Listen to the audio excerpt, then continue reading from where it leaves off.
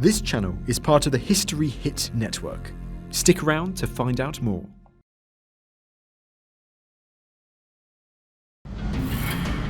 He's France's worst villain, hounding Jews, persecuting Jews. Paul Touvier sent my mother to Auschwitz. Members of the Catholic Church who were pro-Nazi helped him escape. My job is to arrest Mr. Touvier. Finding the man is not going to be easy. They searched a number of monasteries. We were stepping into a sacred place. When I started, nothing could stop me.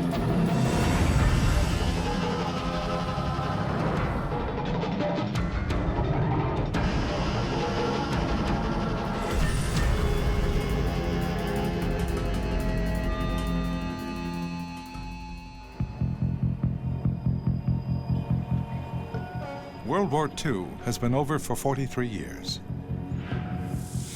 Yet France's most notorious war criminal is still at large. A Nazi collaborator who murdered Jews and resistance fighters alike, Paul Touvier. Now, a high-ranking French detective has the job of hunting him down.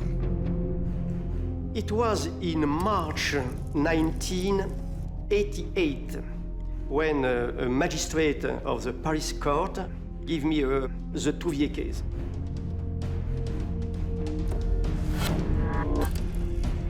Colonel Recordon is someone who's very determined. When he decides to do something, he'll do everything he can to make it happen. Il met tous les moyens pour y aboutir.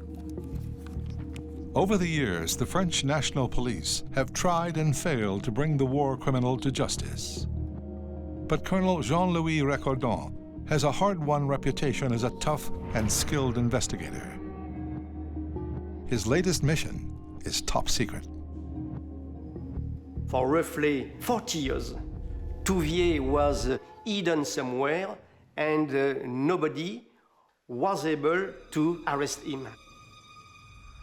Combing through the Touvier case files, Recordon is transported back to one of the darkest periods in French history. When the Nazis invaded France, some Frenchmen heroically resisted. Others, like Paul Touvier, wholeheartedly collaborated.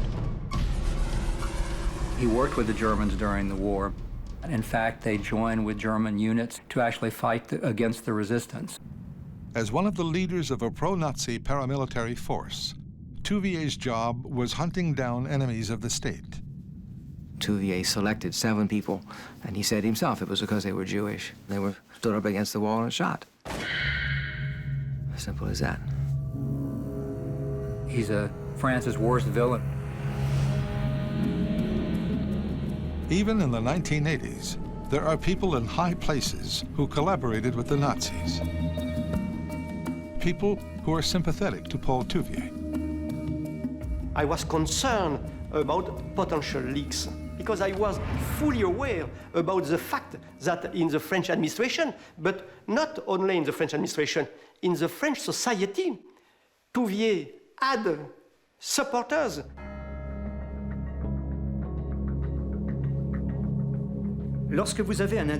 When someone's been hiding for 40 years, the chances of finding him are next to nothing. Quasi nul. I mentioned to the magistrate the fact that this case should be an impossible mission.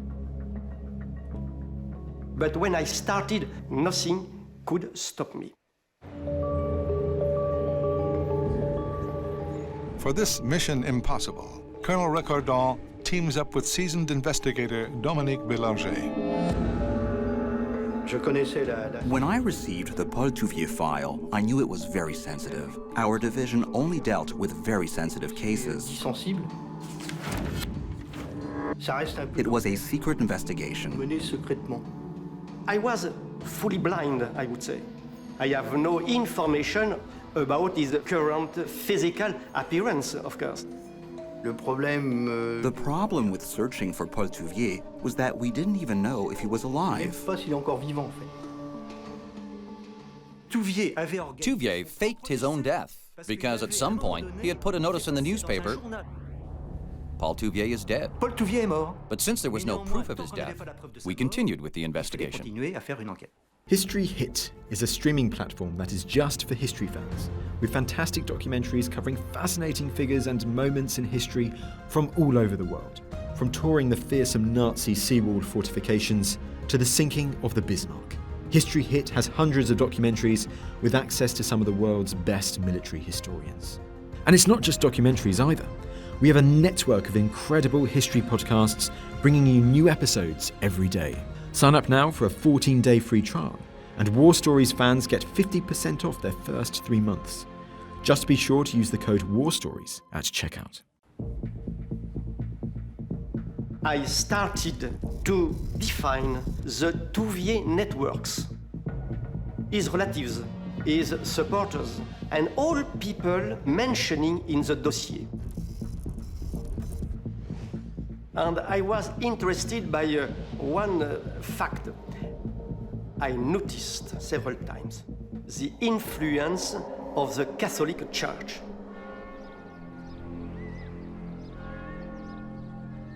It has long been rumored that Paul Touvier has been sheltered by elements within the French Catholic Church. He clearly had received some important support. Manifestement important. If it's true, it wouldn't be the first time that sympathetic clergy have aided and abetted Nazi fugitives. I think members of the Catholic Church who were pro-Nazi helped people escape after the war. The church had this tradition of standing outside the secular authority and assisting those people in trouble without asking any questions. This part of the French story is always very controversial. It does seem very fishy that everybody who helped the Nazis happened to be connected to the Catholic Church. The hunt for war criminal Paul Touvier has exposed deep religious and political divisions in France that date back decades. When the Germans defeated France in 1940, they carved the nation in half. The Nazis occupied the north. In the south, they set up a puppet government based in the town of Vichy. The Vichy government created their own version of the Gestapo, the fearsome milice. The milice was created essentially as a paramilitary police force to fight the resistance. It's an expression in its ideology of the most extreme elements in Vichy. It's overtly anti-Semitic. And Touvier made a career in the milice, and he really took to it. And he did so well that he was promoted. He became the person in charge of intelligence gathering for the milice office. He was an absolute ideological fanatic. The Jews and the resistance, these were enemies of France, and they were to be eliminated. Well, after the war, there was a serious effort in France to purge French society of people who had collaborated with the Germans. Collaborators like Paul Touvier, who was desperate to avoid the hangman's noose. Touvier came from a devout Catholic family. He was a devout Catholic himself. And when he looked around for help, he thought perhaps the church could help him. I assumed the Catholic Church could be an important element to be investigated. Recordon discovers that Touvier's last known mailing address is the Lyon Archdiocese. We wanted to obtain the authorization to examine the archives of the Archbishop. It was quite a delicate inquiry. Très sensible. The magistrate and the detective drive 300 miles south to Lyon.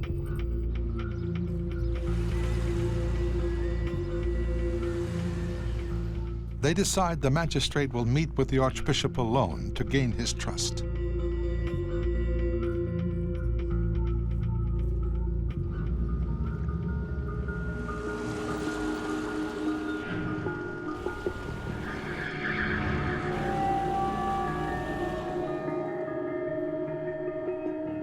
We obtain a meeting with the Archbishop, but I stay outside the Archbishop office,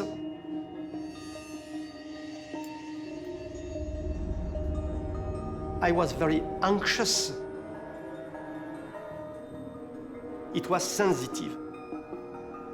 The Archbishop was very reluctant to authorize the police to investigate Catholic archives. Recordon's request to see the archive is turned down flat, only fueling his suspicions. For me, it's an habit to meet numerous people who don't want to cooperate with me. It's not a problem for me. Okay, you don't want to cooperate directly? Okay, I will use another way. 9 months into the investigation, Recordon is convinced that Touvier is being hidden by elements within the Catholic Church. To remain impossible to find, to stay hidden while in France, the perfect place for this was a religious setting. Whether in monasteries or abbeys that could shelter entire families or individuals. Police concentrate on the right-wing fundamentalist movement within the church. We were focused mainly on one in the monastery. Due to the fact that Touvier worked for a certain time in the 70s around this monastery. It is the Notre-Dame-des-Doms monastery in central France. I decided to send Bélanger inside the monastery in order to find some clues of the presence of Touvier or his family. Officer Bélanger goes undercover, posing as an ex-convict seeking charity.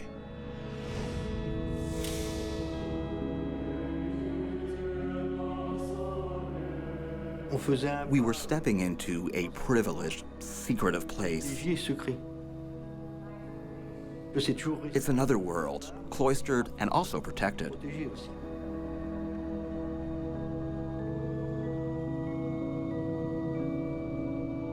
It was a very impenetrable system and very effective. Très au point. It's very difficult to infiltrate these religious communities. There's an element of mistrust.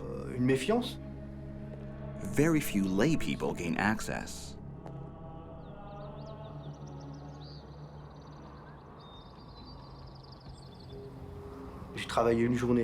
I worked there during the day and at night had the run of the abbey.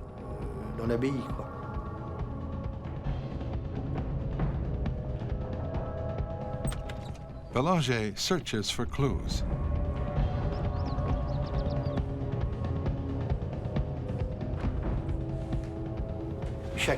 Every detail we gathered motivated us.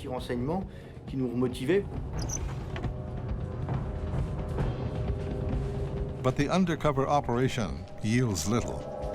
There were several people staying at the monastery, but none of them resembled Touvier. It was demoralizing. We had to come up with another strategy. So the team tries another tack.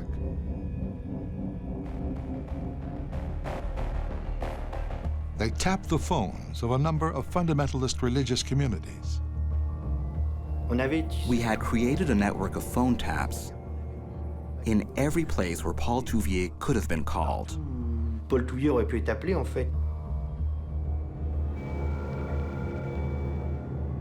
All wire-taping devices were remotely connected to the basement of my offices.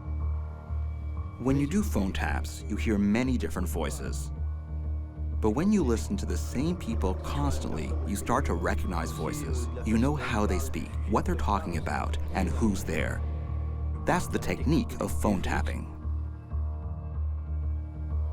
Dans le même temps, and then we got a lucky break. Chance pour nous. An article appeared in a national newspaper talking about Paul Touvier's relationship with elements of the church. By chance, an investigative reporter has also been delving into the war criminal's past. Like the police, the reporter concludes that Touvier is likely being helped by Catholic fundamentalists. The article gives investigators their first major break. As soon as the article was published, we started overhearing phone conversations. Certain people were worried about how the press had discovered this information. Right after the article came out, at one point, we heard a phrase we understood perfectly to be, "Our friend Paul is not going to be happy." Notre ami Paul ne va pas être content. For me, it was marvelous, very, very nice thing. And people were saying, we have to help our friend Paul. Paul is now under surveillance. We have to take care, and so on and so on. One call in particular offers a strong lead. On the phone is Jean-Pierre Lefebvre, the head of a renegade right-wing Catholic group called the Knights of Notre Dame. The Knights are part of the fundamentalist movement. At the other end of the line, Dom Lafond, abbot of a Benedictine monastery called St. Paul de Wisque. It seems that the Wisque monastery and the home of Jean-Pierre Lefebvre could be two links of the chain. Detectives have evidence linking war criminal Paul Touvier to a monastery in northern France and a secretive far-right Catholic sect.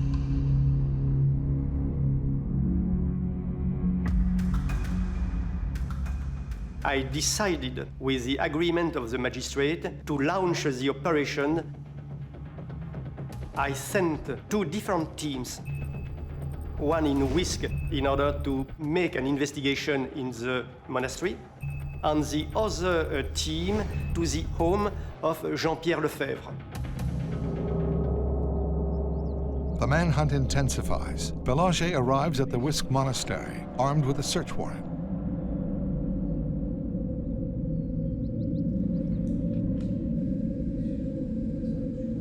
It wasn't normal practice to enter religious institutions. We questioned Dom Lafond. He wanted to phone his superiors and tell them what was happening. He thought that would scare us. Lafond was smiling, thinking we had no chance to find Touvier. We conducted a search. Dom Lafond didn't believe it. Police just didn't search a convent.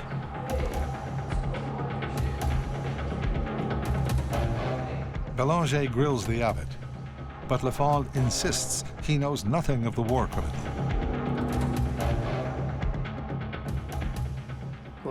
We said we would stay with him. We detained him for 48 hours. He realized we weren't going anywhere. Eventually, the abbot cracks. In a startling admission, he reveals he is part of a conspiracy to protect Paul Touvier. He puts us on to the Knights of Notre Dame. Now detectives pull in the leader of the Catholic sect, Jean-Pierre Lefebvre, for questioning. When Jean-Pierre Lefebvre was in the hand of an investigator for interrogation, he started to deny to know Touvier. But the team's already discovered that Lefebvre and Touvier share a dark past. The militant religious leader once fought alongside Nazi SS officers. In the basement of the house of Jean-Pierre Lefebvre, the investigators discovered numerous documents related to World War II. Like Paul Touvier, Lefebvre was one of thousands of French who betrayed his country. Touvier worked closely with the notorious Klaus Barbie. Barbie was known as the Butcher of Lyon, Touvier, the Hangman of Lyon. Klaus Barbie was the head of the intelligence branch of the Gestapo office in Lyon, and Touvier was the head of the intelligence branch of the milice office in Lyon, and they were certainly in the same line of work. But Barbie was German. Touvier had no such excuse. He was a traitor who terrorized his own countrymen. 80,000 Jews died in France during the occupation. About 76,000 of them were deported. His activities as a member of the milice combine hounding Jews, persecuting, chasing down Jews, fighting the resistance, but also he becomes very much of a mafia-like figure. Vladimir Zant's mother was at a Lyon synagogue. when Touvier and his henchmen showed up. Paul Touvier come with his truck and stop in front of the synagogue Tilsit, and some men enter the synagogue. He took all Jewish people, among them my mother, and was directed to a prison in Lyon, then deported to Auschwitz.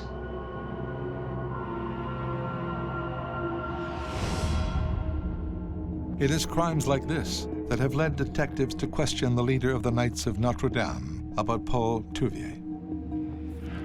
Several hours later, the investigator came in my office saying he don't want to speak, he don't want to cooperate.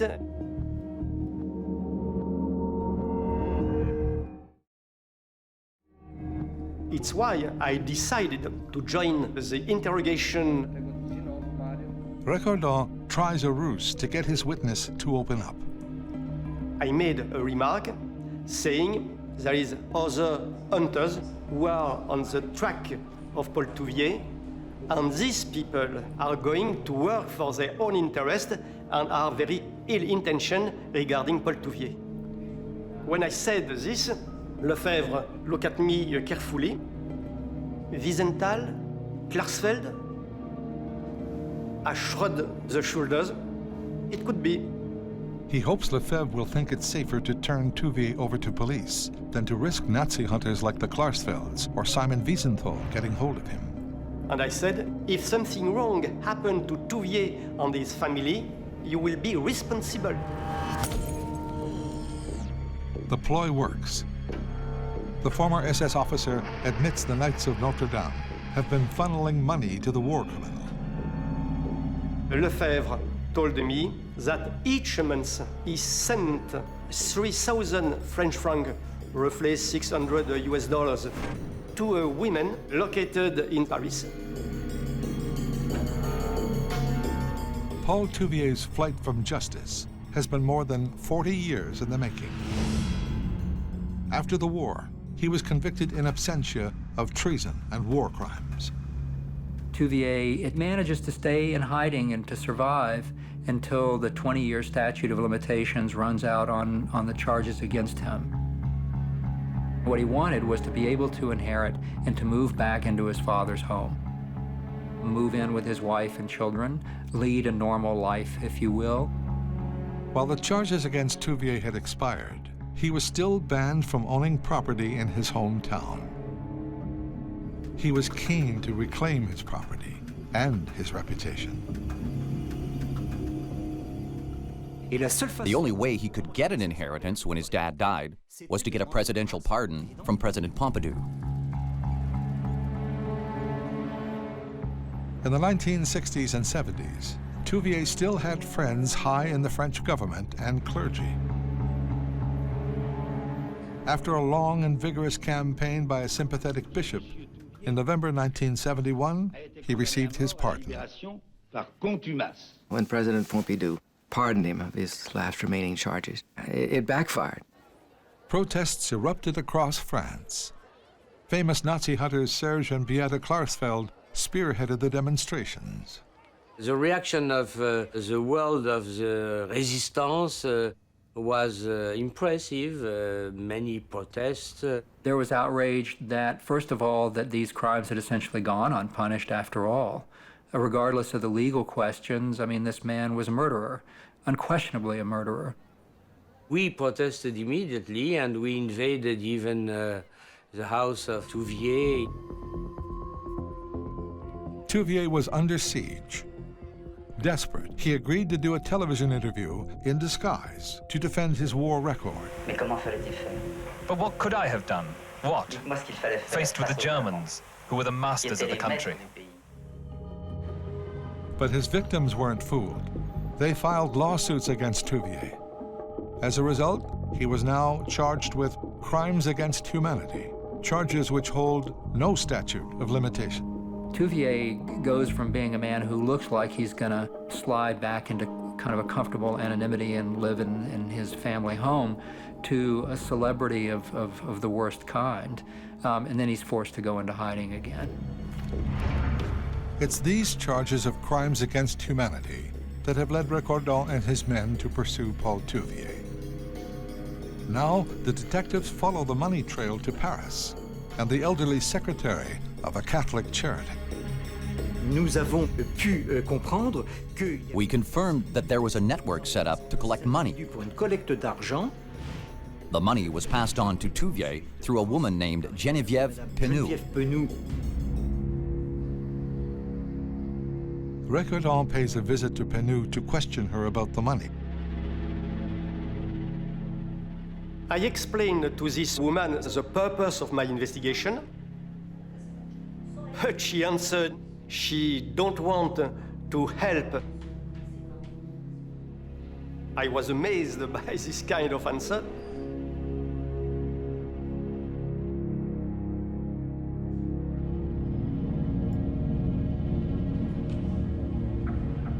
Finally, Recordon wears her down. She requested to phone her priest in order to obtain his agreement, because she don't want to be in infringement with the divine justice. It was amazing. It was amazing. The priest advised the woman, please give the information to the investigator. Madame Penou reveals that she has been sending money to Paul Touvier at a fundamentalist Carmelite convent 200 miles south of Paris. For her, it was an obligation, according to the Catholic rule, to help this family. At this stage of the investigation, things started to accelerate very quickly. So the team left Paris by plane. At that time, the police had their own planes, and 4 of us left. Another group went by car. After 4 decades, the net is closing on Paul Touvier. But there is a real danger. If he gets wind of the operation, he will vanish. It's why I decided to move very quickly. French detectives are closing in on war criminal Paul Touvier. They have flown to his last known hiding place, a convent 200 miles south of Paris. A sister was surprised about the huge number of police officers in front of her. I said, I am in charge to perform an investigation in your convent.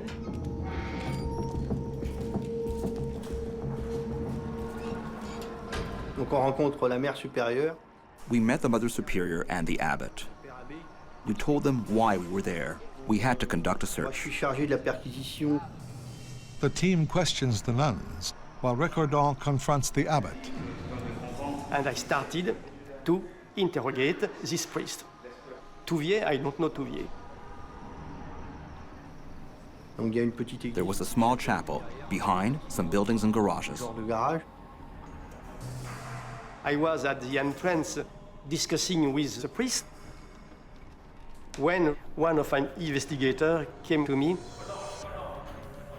saying, we have found some suitcases with the name of Paul Lacroix.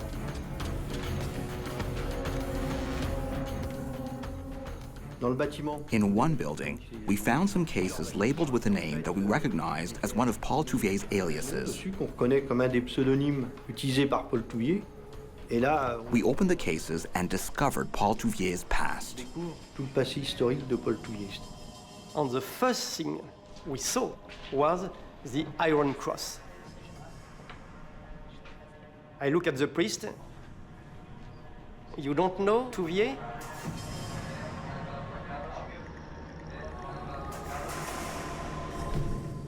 My investigator look at the document, Paul Touvier, and so on. You don't know this guy? Investigators haven't found the war criminal, but they have found solid proof that the fundamentalists have been sheltering him. In one trunk, they discover writings by Nazi propagandist Philippe Henriot. It is a direct link to one of the worst wartime atrocities committed by Touvier.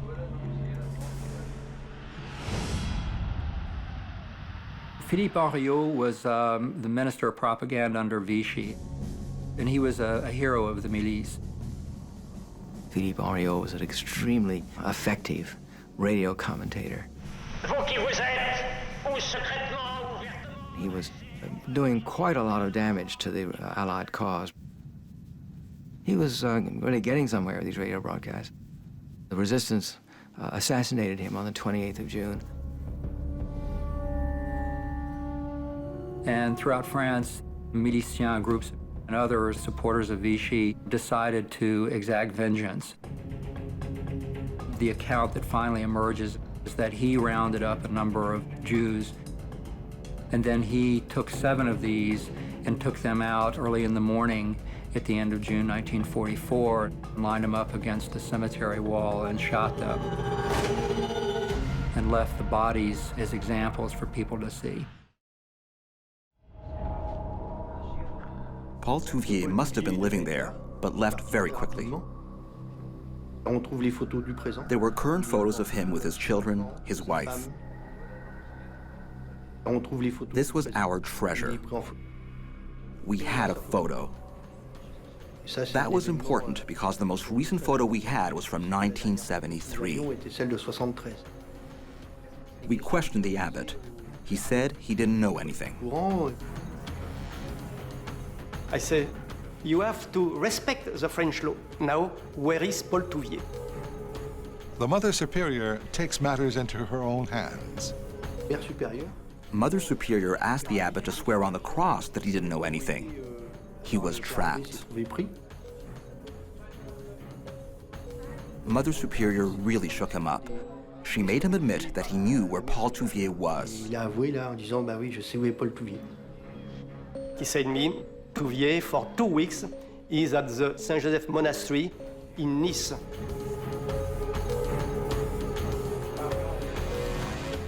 It's a critical point in the case.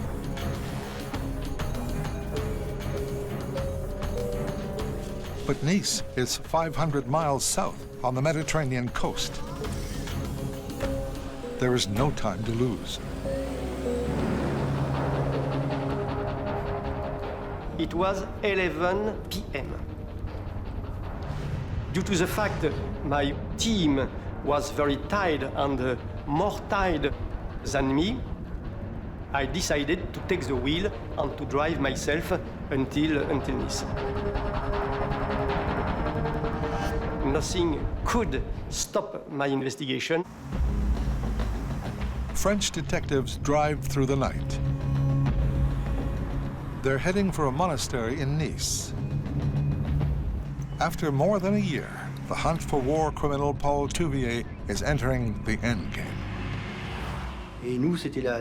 We had to move fast. We hadn't slept since Monday. We've been on the go with no rest. We drove at 150, 160. I took one photograph with me. And with this photograph, now I can put an image on a guy. Now Touvier, for me, was very well identified. Colonel Recordon calls ahead to authorities in Nice. He asks them to surround the monastery so that no one can arrive or leave. And I said it was a very important case. I cannot speak about it by phone, but I have in my pocket an arrest warrant.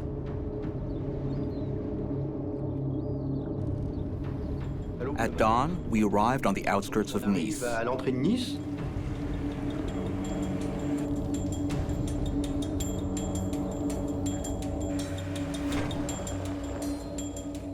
There were already 6 or 7 undercover police officers surrounding the monastery.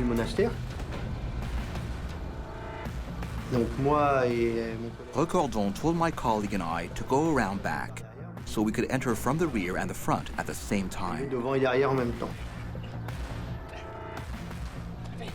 But we weren't sure if he was inside. We had our doubts. We just didn't know. I knocked at the door,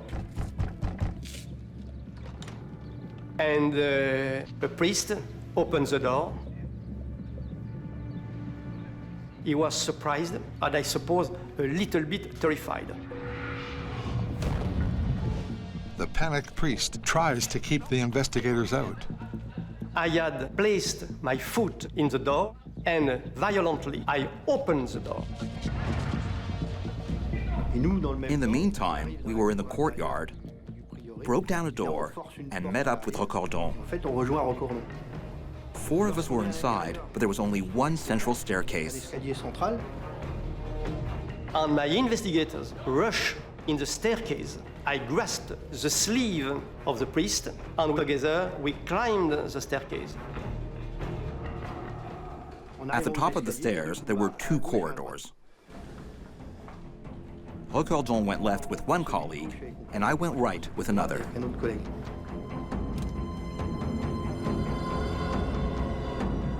My investigator, a few seconds opening on each side, the door, and I followed, taking the priest by the sleeve.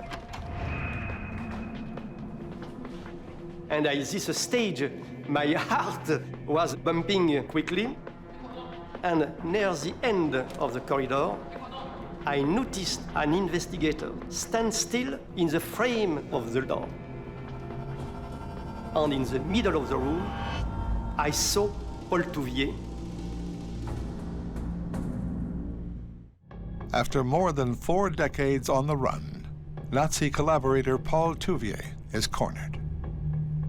When I saw this guy standing in the middle of the room, instantaneously, I recognized him as Paul Touvier.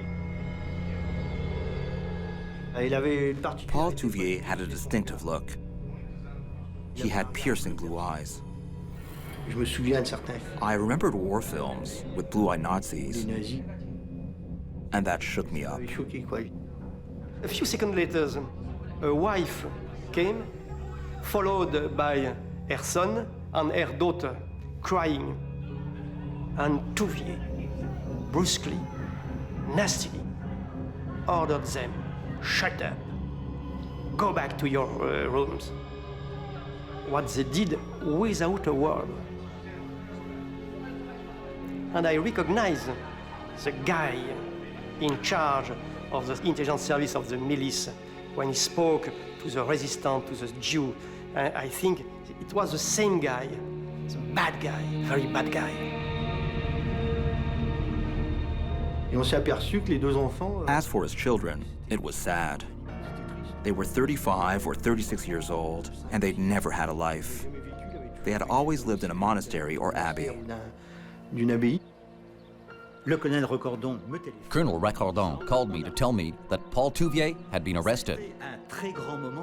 This was a big moment for me, because all of the efforts we had put in together had concluded in a positive result. It was a clap of thunder. Fantastic. For me, I won. I just won my investigation. I don't know how in English I say soulagé. I was released.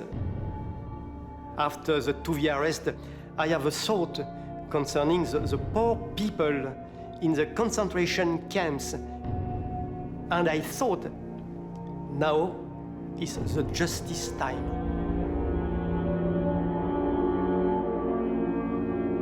We had, after 40 years, finally arrested Paul Touvier. There was a flood of journalists. Touvier faces 6 counts of crimes against humanity. He read a statement to me. I dispute having committed crimes against humanity. I was only doing my job. He had no regrets. The investigation has shone a revealing light on a dark and secretive corner of the French Catholic Church. Paul Touvier's arrest also shows that anti-Semitism is alive and kicking in modern France. Within days, "Death to Jews" is scrawled on a synagogue in Rouen. 5 years after Touvier's capture, his trial opens in Versailles, once home to France's kings and queens. tensions run high in a nation still scarred by the war. One of the big moments in the trial is that during the 80s, he kept these notebooks called the Green Notebooks. And while he, at his trial, denied that he had maintained the same animosities he'd had before the war, when the Green Notebooks are read at his trial, it's clear that ideologically, this is a man absolutely frozen in the past. It became clear that he was very much the same man who had joined the milice and was willing to carry out crimes. Touvier was a very hateful man. These secret notebooks help seal Touvier's fate. He is found guilty of crimes against humanity and sentenced to life in prison. It's an historic verdict. Touvier was the first French citizen to be tried for and found guilty of crimes against humanity in a French court. And that's really quite extraordinary. There are not many countries that have prosecuted their own citizens for crimes against humanity. I was looking for my mother all my life. Paul Touvier was the man who arrested my mother and sent my mother to Auschwitz. Paul Touvier has to assume the responsibility of my life, of my hell. The hunt of Touvier, for me, was a classical inquiry. Challenging, demanding, and also the right will, the determination. It was possible to succeed.